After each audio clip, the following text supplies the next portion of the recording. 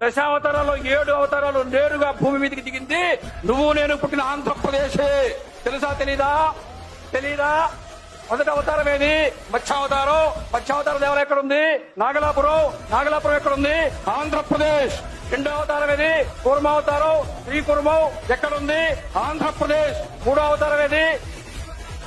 వరాహ అవతారం. వరాహ క్షేత్రం ఏది? తిరుమల ఎక్కడుంది?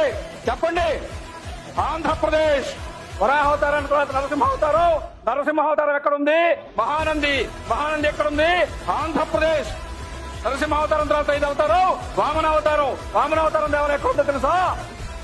పరశూరు మండలంలో ప్రకాశం జిల్లాలో చెరుకూరు గ్రామంలో త్రివిక్రమ వామన స్వామివారి దేవాలయం ప్రకాశం జిల్లాలో ఉంది. వామన స్వామి అవతారం దేవాలయం ఎక్కడుంది? ఆంధ్రప్రదేశ్.